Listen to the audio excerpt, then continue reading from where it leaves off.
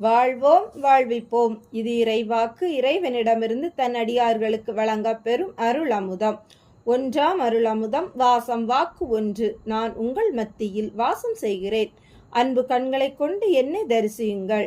ஆரவாரத்தை அப்புறப்படுத்தினால் மட்டுமே நீங்கள் அமைதியை ஸ்பர்சிக்க முடியும். வாழ்வோம் வாழ்விப்போம். அறியா பருவத்தில் அறிவை இறைவனுக்கு அன்பு வழி உணர்த்திய அருந்தவத்தவர்கள் இந்த சித்தகணங்கள். தோட்டத்தில் பல செடிகள், கொடிகள், மரங்கள் இறைவனை பரவசப்படுத்தியவை. வேம்பு இறைவனுடன் பேசும். ஆமணக்கு செடி பல நாள் இறைவனிடம் அழுதிருக்கிறது. தென்னை மரங்கள் இறைவனிடம் நிறைய கதை பேசியிருக்கின்றன. பப்பாளி, கொய்யா, மாதுளை, சீதா பழச்செடி, மருதாணி, அந்தி மந்தாரை, குப்பைக்கீரை, குப்பை மேனி, வேலிப்பருத்தி, தக்காளி, பச்சை மிளகு செடி, பாகற்கொடி, ஊமத்தை, பூவரச மரம், முருங்கை மரம், மஞ்சனாத்தி, சின்ன சின்ன குத்து செடிகள் இவற்றோடு இறைவனின் மாலை வேளை வசந்தமாக மாறும். ஒரு முறை வேலிப்பருத்தி செடியில் இருந்து ஒரு இலையை பறிக்க இறைவன் சென்றார். யாரோ வேண்டாம் என்றதை உணர்ந்தார். நிறுத்திவிட்டு யார் என்று கேட்டபடி கண்களை மூடினார் இறைவன்.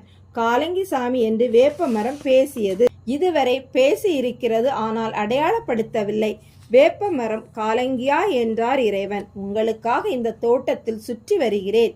வேலி பருத்தி சாவை போக்கும். சாதாரணமாக அதை சாகடிக்க வேண்டாம் என்று தடுத்தேன் என்றவர் தன் மனித உருவத்தை காட்டினார். நீண்ட மூக்கு, முகத்தில் கருப்பு பரு போன்ற மச்சம், 6.5 தாண்டிய உயரம், நீண்ட கைகள், தலையில் சுற்றி வட்டைக்கட்டு கட்டிய சடை, இடுப்பில் கோவணம். செடி கொடிகளின் மருத்துவ செய்தியை பேசினார். மறைந்து விட்டார்.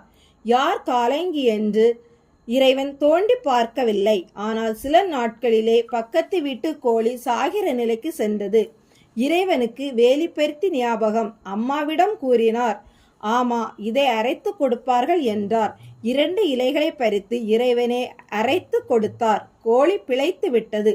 இதேபோல பல இடங்களில் காலங்கி இறைவனின் காதில் மருத்துவ செய்திகளை பகிர்ந்து காப்பாற்றியிருக்கிறார். சித்தர்கள் அவர்கள் ரகசியத்தை, ஆற்றலை இறைவனுக்கு உரைத்தார்களா, இல்லை இறைவனிடம் ஒப்புவித்தார்களா என்பது சிந்தனைக்குரியதாக அந்த சின்ன வயதில் இருந்தாலும் காலப்போக்கில் இந்த அணுகுமுறை இறைவனை தன்னை உணர்வதற்காக அமைந்ததென்று இறைவன் கருதினார். காலங்கிநாதரே போகரின் குருவென்பது பின்னாளில் உணர்ந்தது. ஞான வெளியில் தொண்டு செய்ய அவரே கேட்டதால் 3 சித்தர்கள் ஒருவராய் அவரை இறைவன் நியமித்தார். காலங்கி இறைவனை தரிசித்த சித்தர்கள் மட்டுமல்ல, இறைவனோடு பயணிக்கும் இறையடியார். வாழ்வோம் வாழ்விப்போம்.